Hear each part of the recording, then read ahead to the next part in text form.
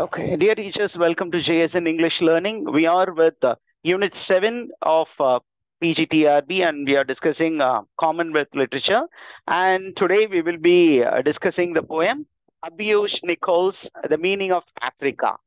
But before that, let me give you information about Judith Wright's poem Fire in the Murdering Hut. Okay, Fire in the Murdering Hut. We discussed in the previous session. And where did this particular poem appear? In which anthology it appeared? That may be a question. So kindly make note of it. This particular poem, Fire in the Murdering Hut, appeared in an anthology titled The Gateway, which was published in 1953. Okay, Fire in the Murdering Hut. I'm putting it here. Fire in the Murdering Hut. When was it published? In which anthology it was included? It was included in the anthology The Gateway. Okay, The Gateway, published in 1953. And again, it was republished in another anthology titled Five Senses. Okay, which is a selection, a selected poem collection. Selected poems of Judith Wright. And this particular selection was brought out in the year 1963. So this is the information that is available to us. Judith Wright.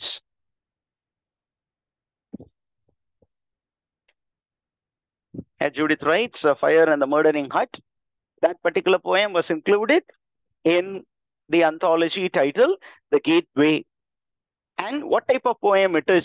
I suppose there are questions. This may be the answer. It is categorized under sequence poem. Comes under the category sequence poem.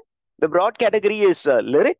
And then under that, we have sequence poem. Sequence poem means there are three sections and you find one section gradually leading on to the other. So such a poem is called sequence poetry. Did you get this information, teachers? Yes, sir. I know that we need to also complete yet another poem. What is the poem that we are going to, we need to complete? It is Judith Wright's The Cedars. So after completing three poems, today, maybe tomorrow I'll take up The Cedars because the material has to be shared with you. So I'll wait till tomorrow. Today we will take up Abiyush Nichols, The Meaning of Africa. So shall we start this discussion? Abiyush Nichols.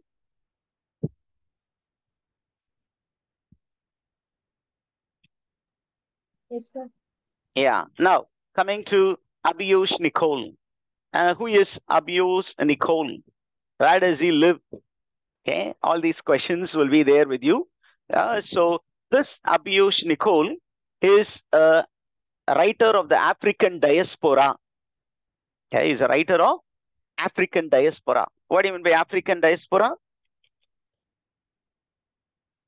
Writers of Africa who stay in foreign soil. They are categorized as writers of African diaspora. Okay, and where did this man live? He lived in, a place called Sierra Leone. And he is of a mixed race. He is of a mixed race. He descended from a Creole family. What do you mean by Creole family? Creole, we have discussed it in the language unit, English language unit. A mixture of various languages is called Creole. Okay, and this man is a descendant from a elite ex-slave community. His forefathers were once slaves. they were exported from Africa as slaves, and they were slaves in foreign plantations, and then they became free. Okay, so this man belonged to such a ancestry. And coming to this man, he was schooled in Nigeria, and then you find that he went to Cambridge University in the United Kingdom, where he researched in biochemistry, and he earned a PhD in 1958. And then he went back to the University of Ibadan in Nigeria.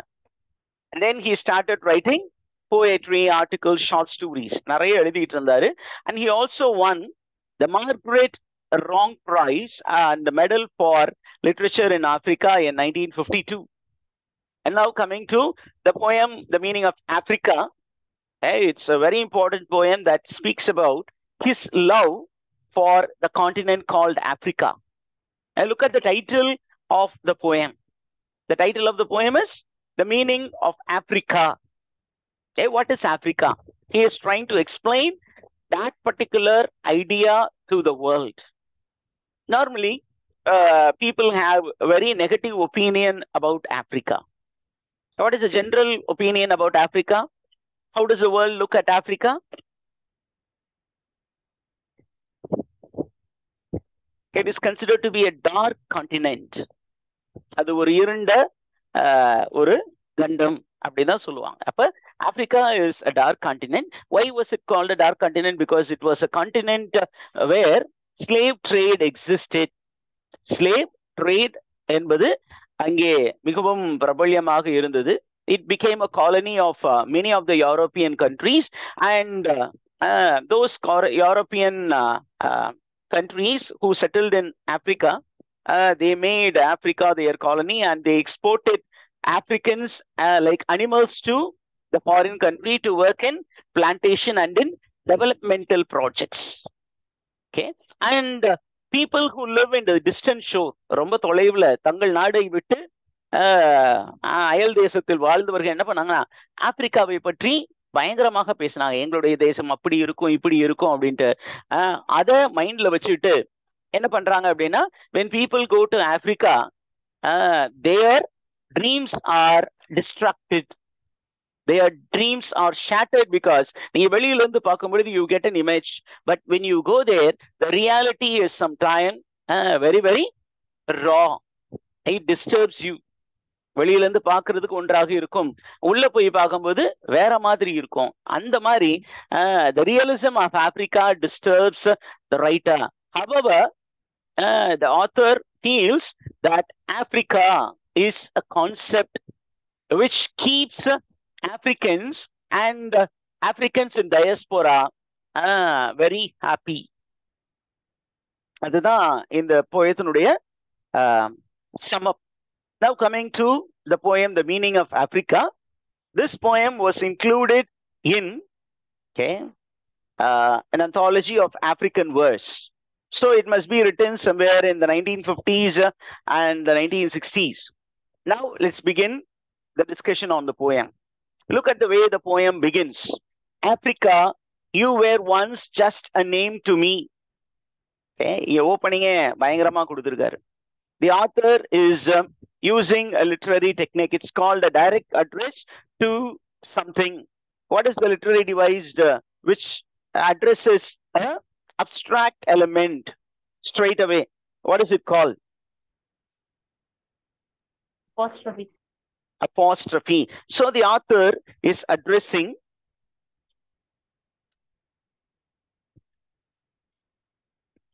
addresses Africa, the nation, like a friend. He is addressing, like a lady love. He is addressing. He imagines himself as a lover boy, and he is imagining Africa to be his lady love or would-be bride. And he says, you were once just a name to me. I knew you only by the name, but now you are little more than a name to me. உன்னை முதல்ல நான் கேள்விப்பட்ட போது நீ ஒரு பேராக மட்டுமே எனக்கு இருந்தாய். நீ ஒரு ஆப்பிரிக்கன், உன்னுடைய தேசம் ஆப்பிரிக்கான்னு நான் வெளியூர்ல இருக்கும் பொழுது சொல்லும் பொழுது நீ ஆப்பிரிக்கா அப்படிங்கிறது ஒரு பேரா மட்டும்தான் இருந்தது. But when I came to see you, I knew who you were. நீ யார் என்பதை நான் தெரிந்து கொண்டேன். Okay, so we come to know that the author stayed away from Africa for some time, and then, okay, the past is the author was away. ஆனா at present, but now கொடுத்திருக்காரு பாருங்க. ஆனால் இப்போது I see you. You lie before me with a green challenge to that loud faith for freedom. Okay, I see you. You are not a black continent. You are a green continent. Okay, ஏன்னா வெளி விபரத்துல இருந்து இருக்கும் பொழுது there are mixed what to say responses about Africa. இவர் வெளிநாட்டுல இருக்கும்போது அது ஒரு டார்க் கான்டினென்ட் அப்படின்னு நிறைய மக்கள் சொன்னாங்க. ஆனா இங்க வந்து பார்க்கும் பொழுது you are not a dark continent, but you are a green continent. Okay, you are very green. Okay, you are very soft. Okay, and I came to know that you are, okay, a nation which loved freedom. Africans, they were slaves, but they were longing for freedom. விடுதலைக்காக ஏங்கி தவித்த ஒரு தேசம், விடுதலைக்காக போராடி கொண்டிருந்த ஒரு தேசம். So Africa is seen as a lover of freedom. Did you get that, teachers? Africa is described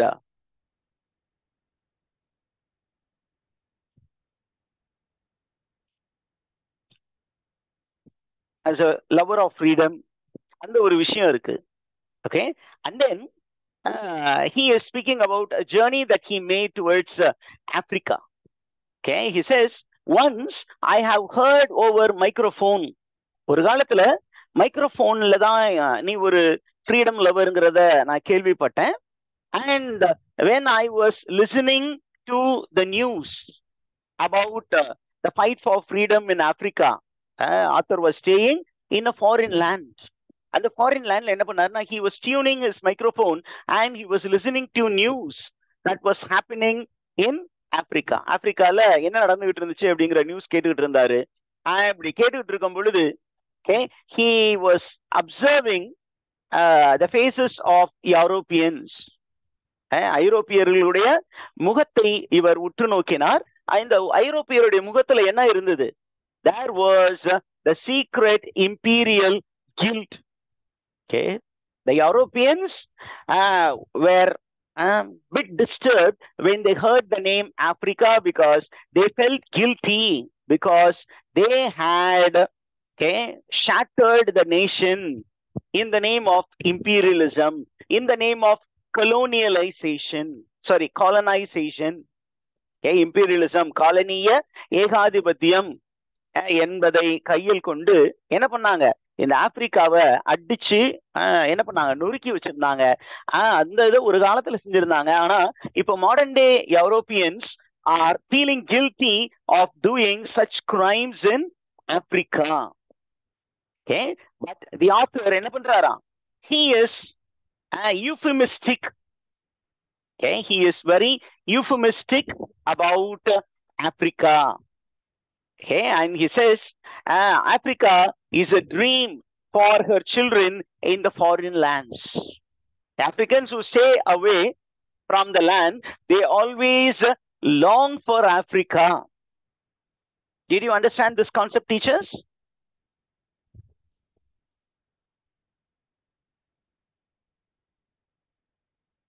This is the first thought. Okay, the author is speaking about what is the perception of people about Africa. Then he speaks about how Africa is seen by Europeans and how it is seen by Africans staying away from Africa, and how Africans who stay away from Africa, how they long for Africa. That's the first thought pattern in the poetala.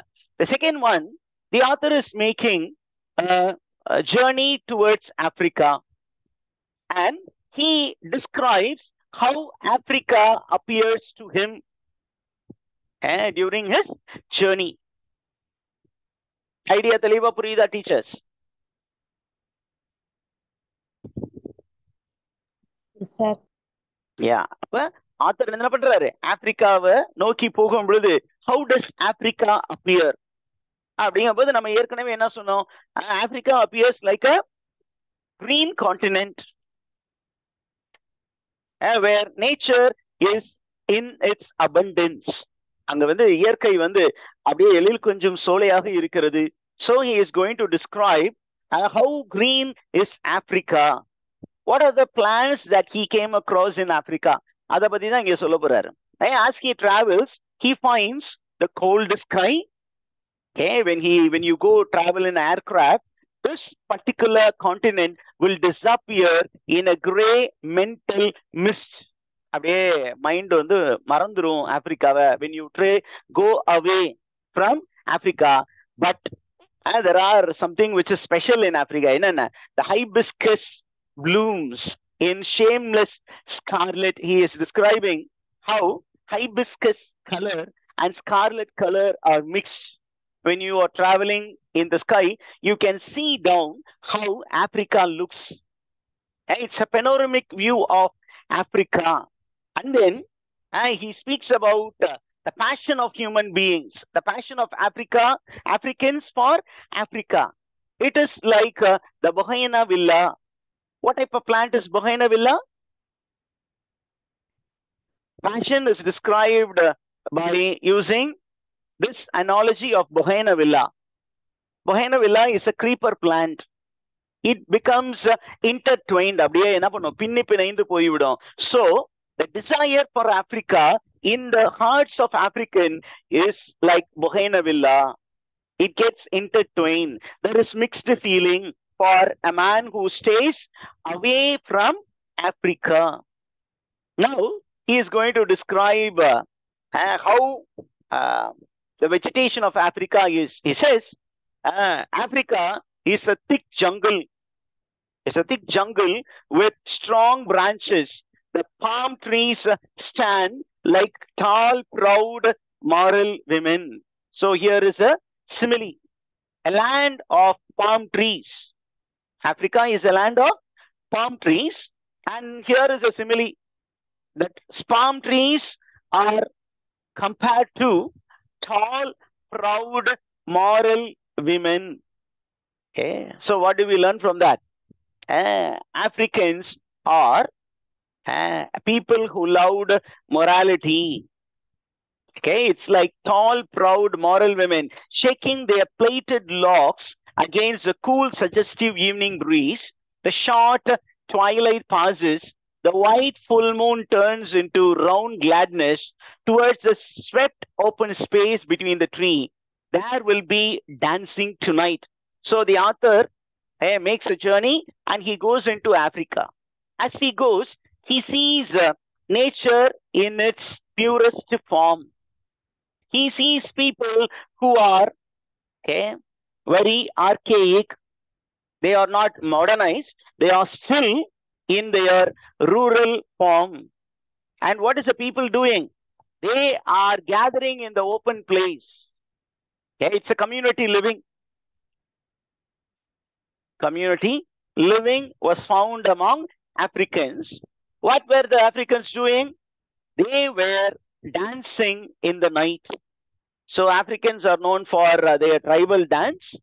And they are the people who, even when they are sufferers, they enjoyed love and laughter. They came together and they forgot all their sufferings by community living, by dancing together, which is part and parcel of their culture.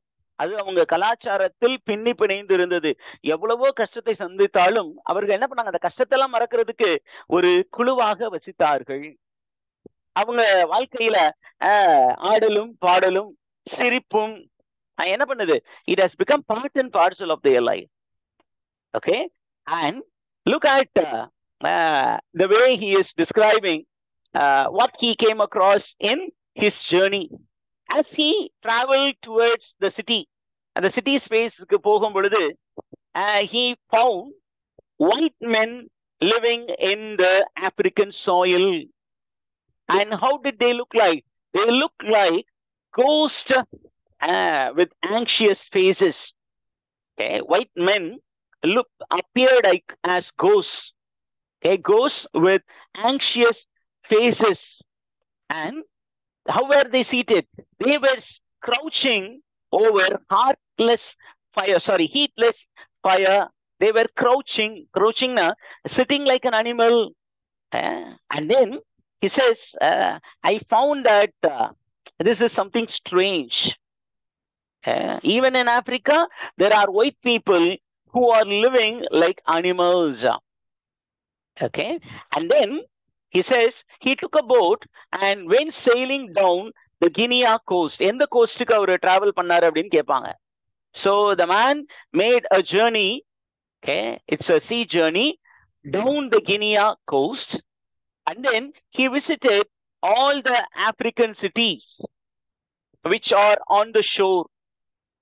What are the African cities that are mentioned here? அப்படிங்கிறது கொஸ்டினா வரலாம். One is Dakar, then the next one is Accra, then Cotonou, then Lagos, then Bathurst and Bissau, then Liberia, Freetown, Libreville, and all these names are mentioned because these are the developed places in Africa, and these are situated close to the seashore. When somebody travels to Africa, when they reach the shores of Africa, they will think that Africa is a well-developed country. ஏன் அந்த coastal ஏரியால இருக்கக்கூடிய அந்த developed சிட்டிஸை மட்டும் பார்த்துட்டு இதுதான் Africa அப்படின்னு ஒரு ராங்கான பெர்செப்ஷன் அவங்களுக்கு கிடைக்க பெறுவார்கள். அவங்க ஒருவேளை இந்த சிட்டிஸை கடந்து டீப் இன்டீரியர் ஆப்பிரிக்காவுக்கு போனாதான் they will get to know what is real Africa. அப்ப இவர் என்ன பண்ணாரு, அந்த கோஸ்டல்ல இருக்க எல்லா சிட்டிஸையும் அப்படியே விசிட் பண்ணிட்டு இருந்தாரு. அப்ப அவருக்கு ஒரு பெர்செப்ஷன் கிடைச்சது, அவருக்கு ஒரு அண்டர்ஸ்டாண்டிங் கிடைச்சது. என்ன அப்படின்னா, Africa is a well developed nation. இத பத்தி என்ன பண்ணாரு, அபியோஷ் Nicole was discussing with people, and people laughed at this man's understanding, and they said, Abhiyosh Nicol, if you really want to know what is Africa, go up the country. என்ன பண்ணோம், you have to go into the deep African continent. Go into the deep. Don't be in the surface level. Don't come to a conclusion. Conclusionக்கு வந்துராதீங்க. Don't think that Africa is well developed. Go up the country. Find for yourself the real Africa. Real Africa எப்படி இருக்கணும்னு தெரிஞ்சதுன்னா, இந்த coastal சிட்டிஸை பார்த்தா மட்டும் போதாது, உள்ள interior ஏரியாவுக்கு போங்க அப்படின்னு சொன்னோன்னே, he decided to travel into the interior African region. Okay, and there he found bush. He found bushes inside, and he found men hiding behind the bush. And there, what did he find? He found real Africans living real African lives. And there lies the African ancestral spirit. African spirit எங்க தான் பார்க்க முடிந்தது அப்படின்னா, the inner Africa. And எப்படி போனாரா இவரு? He went very happily to see the real Africa. When he went into Africa, he became fully African. So he went dancing on the way. Now he is addressing Africa again. Now you lie before me passive with your unanswering green challenge. Is this all you are? இவரே Africa கேட்கிறார், Africa, is this all you are? I thought you are a well developed nation, you are a well developed continent நினைச்சேன். ஆனா after coming to you, I came to know who you are. And then he is going to give the description of the raw, real, rustic Africa. So the rest of the poem is going to be description of rustic Africa.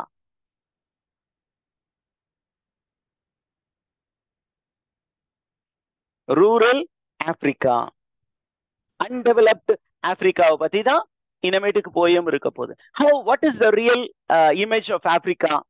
இது வரைக்கும் அவரு coastal சைட்ல பார்க்கும்போது அவருக்கு ஒரு அபிப்பிராயம் வந்து there is a assumption, there is a perception that Africa is developed. When he went in, he found reality which was very very shocking. என்ன ஷாக் இருந்தது அப்படின்னா the roads were uneven. There were uneven roads, long uneven road, okay, and there were heaps of 4 mud walls and thatched falling grass roof. Roads were not properly laid. There were no proper roads. Then what was the condition of the houses? There were mud walled houses. மண்ணால் கட்டப்பட்ட வீடு, மண் வீடு. And then கூரை எப்படி இருந்தது? There was no concrete roof. There was only thatched roof made of grass. Okay. And then some time here and there were bit of development. There were thin layers of white plaster, okay, and covered with thin slanting corrugated zinc. அப்படின்னா ஒன்றும் இல்லை, zinc colour. அந்த ஜிங்க்குடைய சிங்கையும் அந்த white பிளாஸ்டரையும் mix பண்ணி செவுத்துல தடவி வச்சிருந்தாங்க. And then as he was traveling, he saw vehicles carrying heavy market loads. And there was a pedalist, okay, there was a cyclist who was traveling in the wrong route, which means people were so rustic that they did not know the traffic rules. Even when they knew the traffic rules, they never followed it. So people were uncouth. Africans were uncivilized.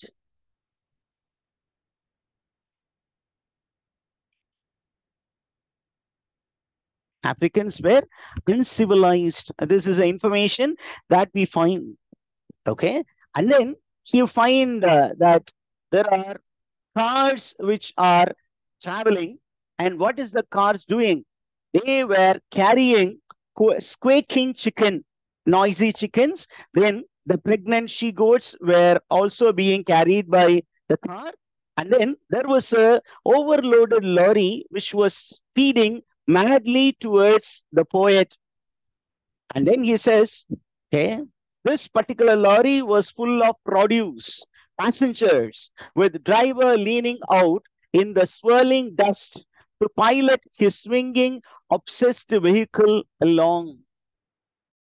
He is giving a very disturbing image of the transportation available in rural Africa.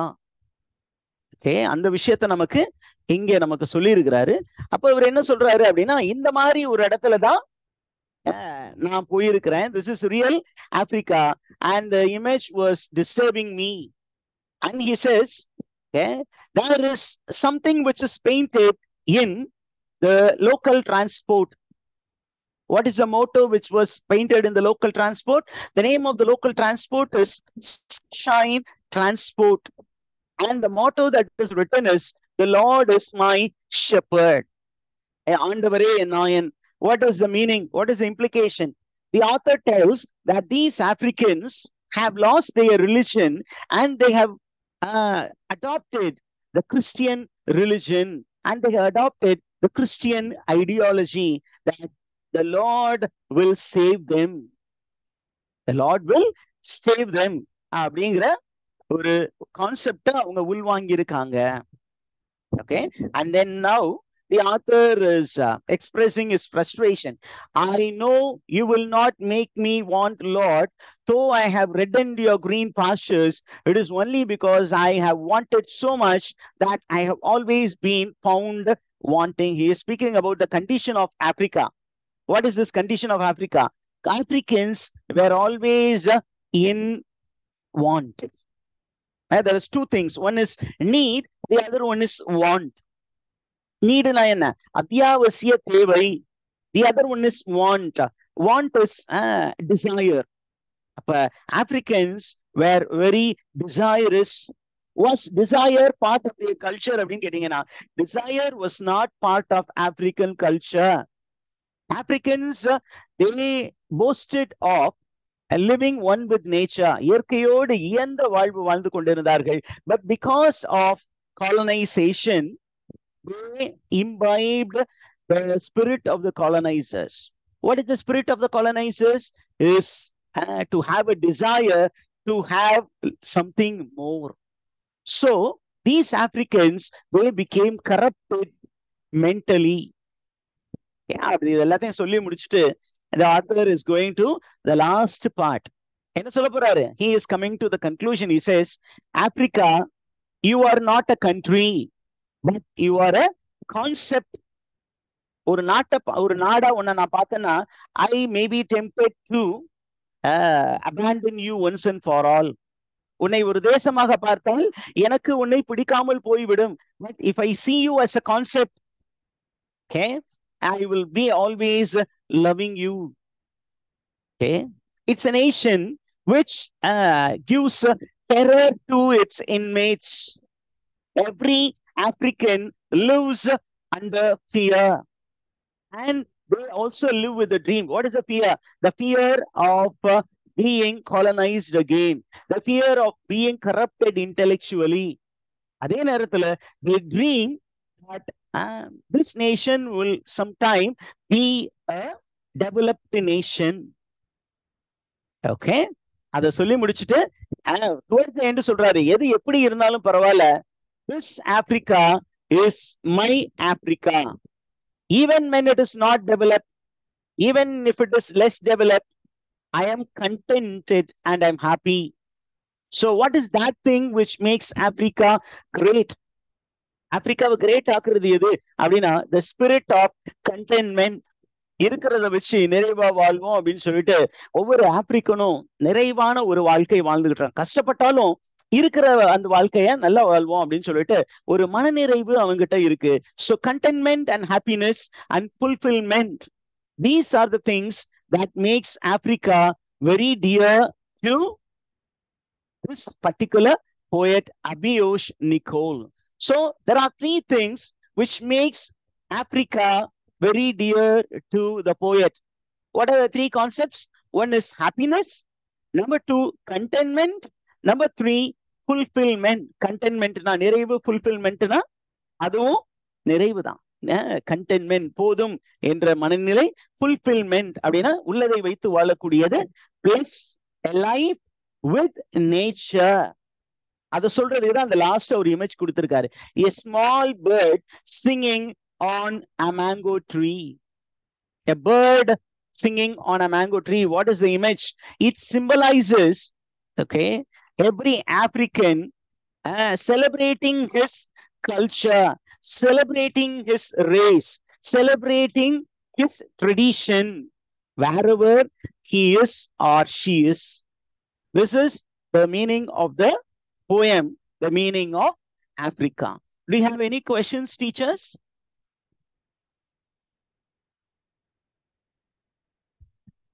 கொஞ்சம் லென்த்தியான poem தான்.